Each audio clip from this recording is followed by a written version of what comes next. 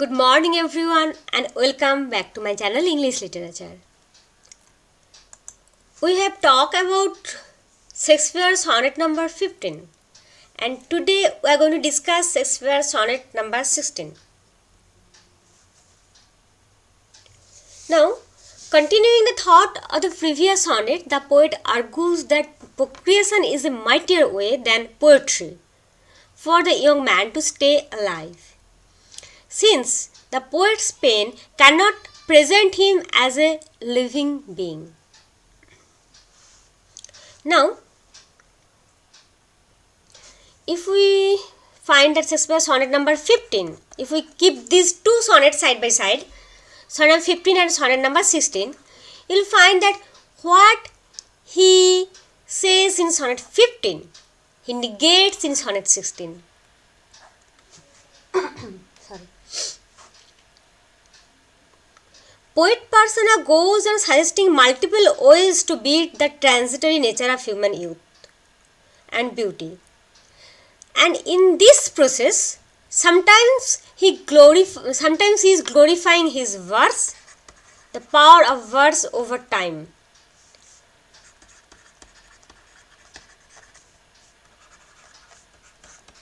Again, he is negating that or disparaging his own poetic clavors and give importance on progeny. Children will ensure the young man's immortality more surely than his verses. So he is saying that the lines of poetry will not be so much real in comparison with a living being, the child. So if the youth be engaged in marriage and gives birth to a child, then it will be more realistic, more powerful than the lines of poet's verse. Okay, now we will discuss the poem, but the sonnet line by line. Line number 1. But wherefore do not you a mightier way? You can find that Shakespeare is a playwright, he is a dramatist, and for this reason I think so that most of his sonnets and starts with a dramatic opening. In sonnet number 15 we find when I consider. Here we find but wherever do not you a mightier way. Just like he is speaking with someone and he is continuing, and this initial word that but, it establishes, it has so much value. It brings a dramatic quality in this starting and also establishes a connection with the previous sonnet. The word but, it establishes a connection with the previous sonnet, that is sonnet number 15. Wherefore do not you a mightier way, comparative degree, more powerful way.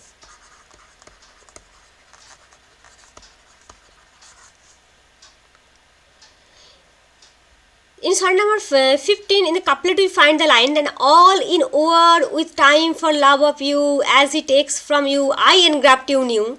Here he promised his friend that whatever time is going to do it to you, I am here with my verse, I will immortalize you.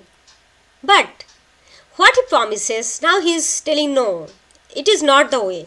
There is some mightier way.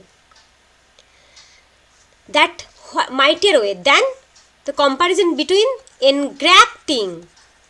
That engrafting, do you remember sonnet number 15, the last couplet, that last line, engraft you?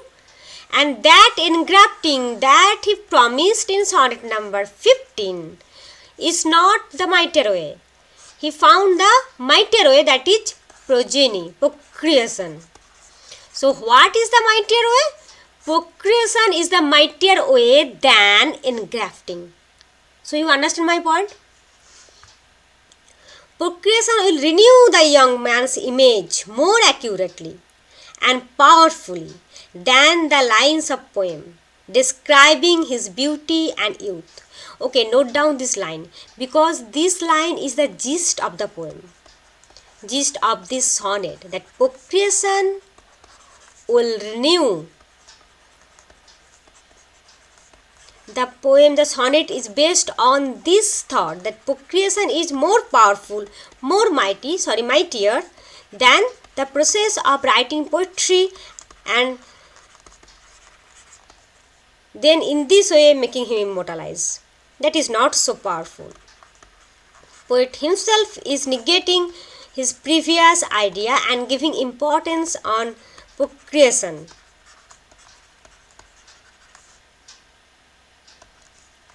Now, make war upon this bloody tyrant time.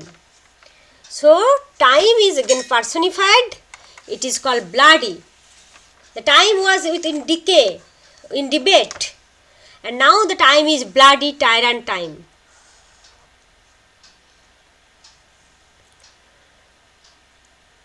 So the poet is asking the young man to take a more effective way of defeating the clutches of time. Go away from the clutches of time. Make war. It is military metaphor.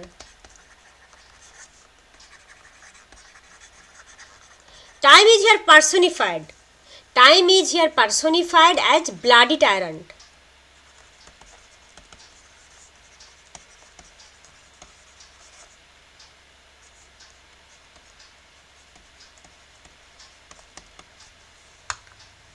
And fortify yourself in your decay. Fortify, again military metaphor. The word war we find in line number 2. Again in line number 3 we find the word fortify. Fortify means build defenses. Fortify means build defenses against attack.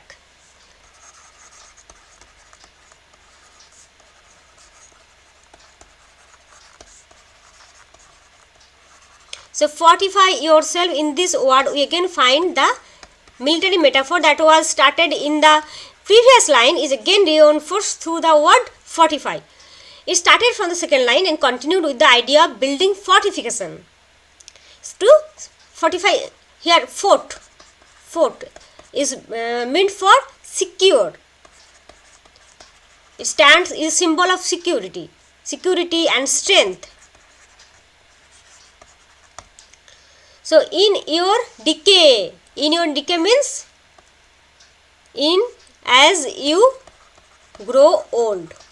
So as you are growing old, now you have reached the zenith of your time, youthful time, and now time is taking your youth and you are gradually getting old. So keep that youthful time. How it can be? Not by poetry but by procreation. So you must marry, and after marrying you can produce a child who can keep your lineage. With means more blessed than my barren rhyme. Means ways, solutions. More blessed. The young man will be more blessed. Why? Because he will be happy being blessed with children.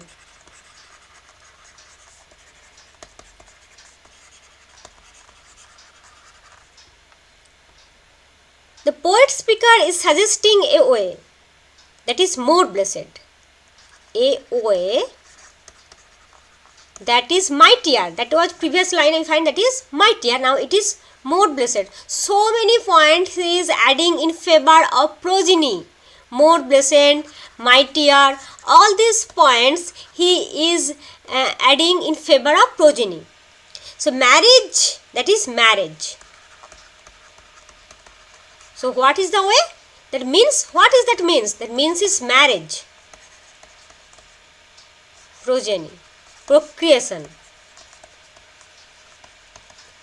It is more blessed than the barren rhyme. Why the rhymes are called barren? You find that is there is a comparison. When we find there was a comparison between engrafting and procreation. It was mightier way. Procreation was mightier way. again procreation is more blessed. So all these positive terms are using against, not against, in favor of procreation. Why barren?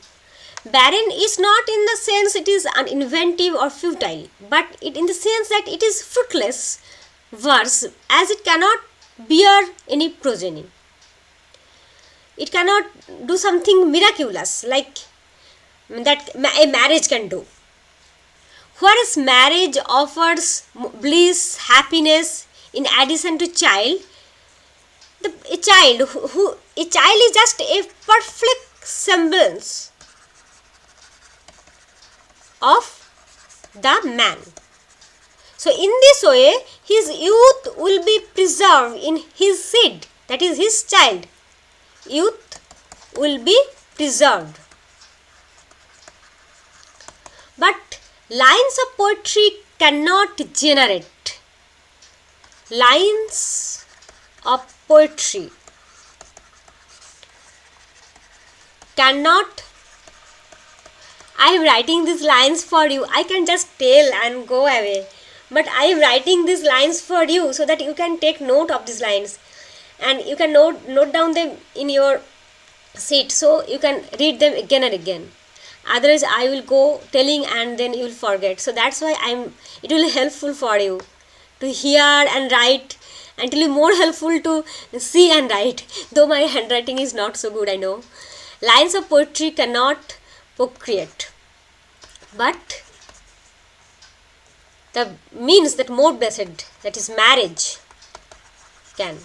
So in that sense it is barren. It has no power to procreate. And the child can keep the young man's beauty alive and youthful in a form more substantial than art can create. So this is the poet's point. And now stand you on the top of happy hours. This image you find even at the previous sonnet. You stand at the zenith of your youthful vitality, pinnacle of your youthful time, blessed time. You are now at the zenith. You are now at the pinnacle of your vitality. But from there in due course you must decline, and many maiden gardens yet unset. Many maiden gardens. Again, garden imagery, horticulture imagery.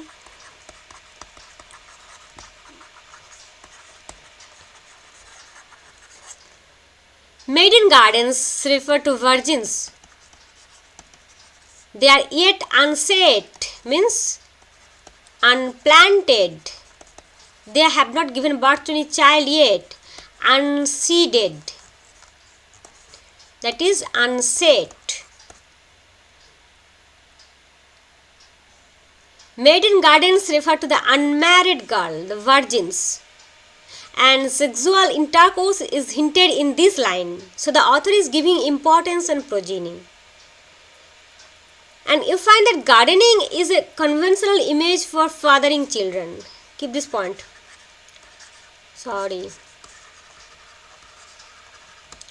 Gardening is a conventional image for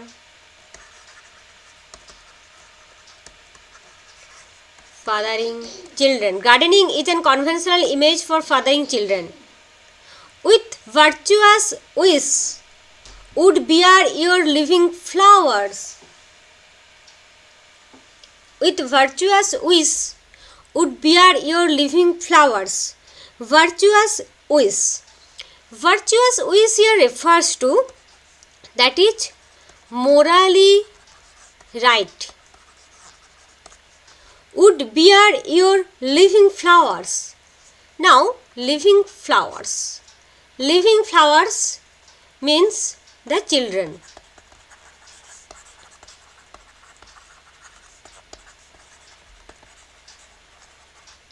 So with virtuous wish they will do the maiden gardens, the virgins who are not married, that unmarried girls, they with their virtuous wish, that is morally right, would bear your living flowers. They are not like the barren lines.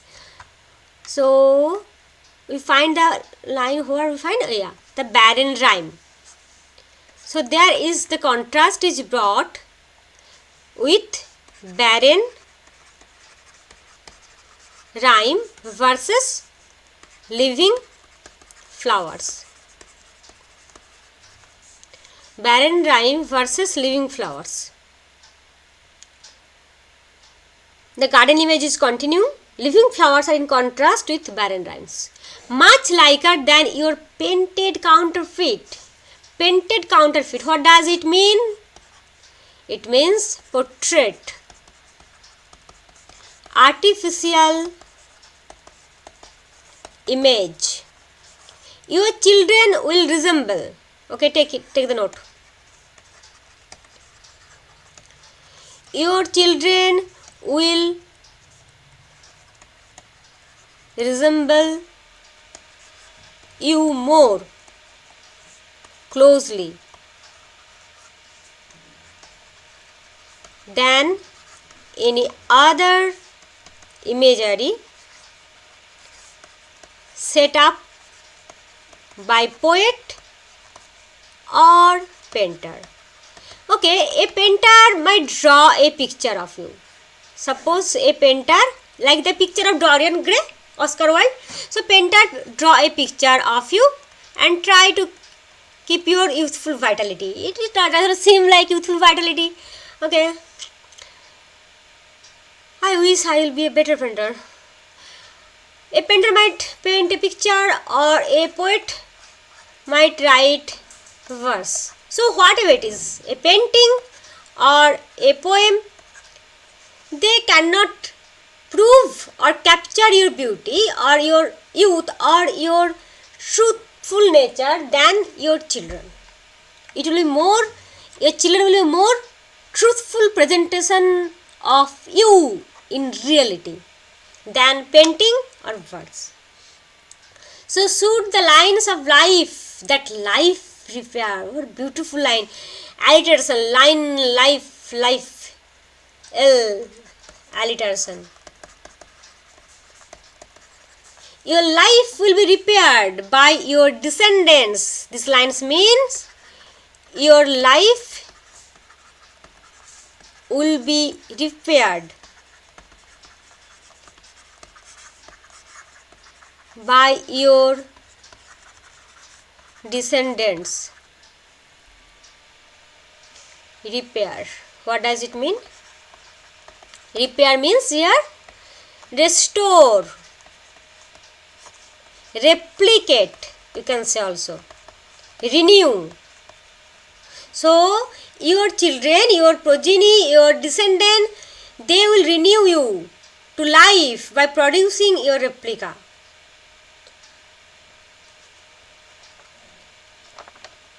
And shoot the lines of life. Lines of life, what does it mean? Lines of life. It is very important. Lines of life. It refers to descendants.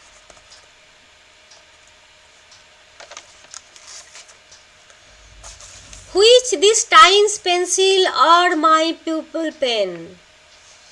We just already discussed the painting, pencil. Pencil refers to the painter, the artist, painting brush.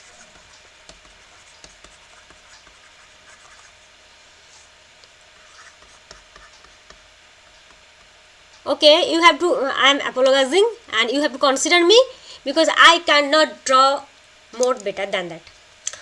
With this times pencil and my pupil pen, so with the pen he will go on writing the verse. What is pupil? Sometimes he is called barren rhyme, now he is called pupil pen. Pupil in the sense, pupil, student, inexperienced, novice, obedient. You can use this line.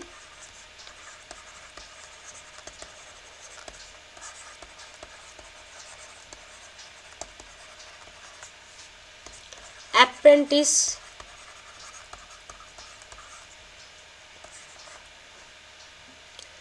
Time has painted the youthful glory.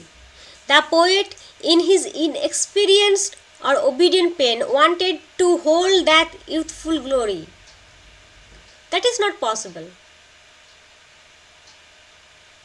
Neither in inward worth nor outward fair.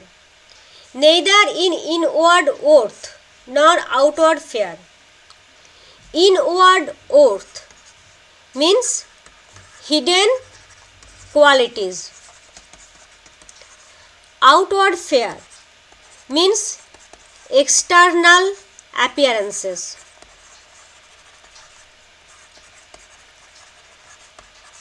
Neither personal merits nor beauty can be preserved. So, hidden qualities, that is merit, personal merits you can say,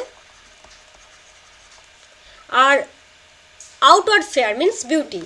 Nothing can be preserved in this way, by painting or by writing poetry. Can make you live yourself in eyes of man. In eyes of men. Here eyes refers to both physical and mental eyes.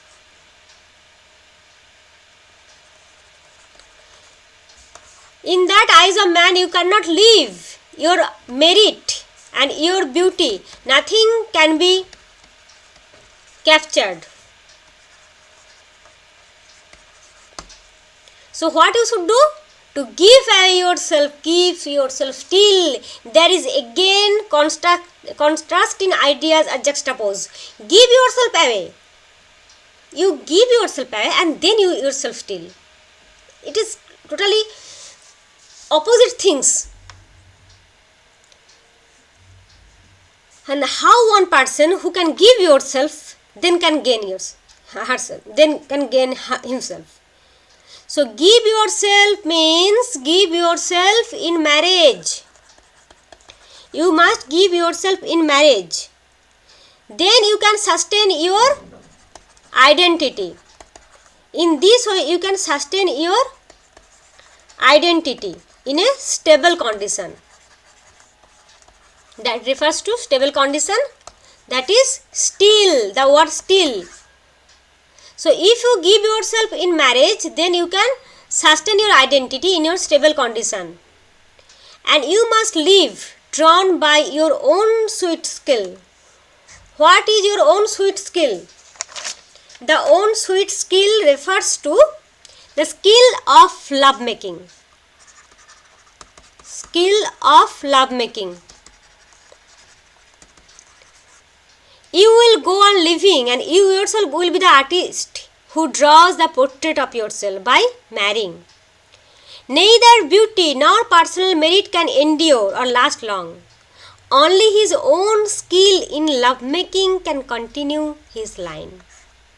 So this is the mightier way, this is the blessed way, and this is the only solution the poet is talking about in this sonnet. Okay, again in sonnet number 17 we will come with the same theme. Okay, bye, good night.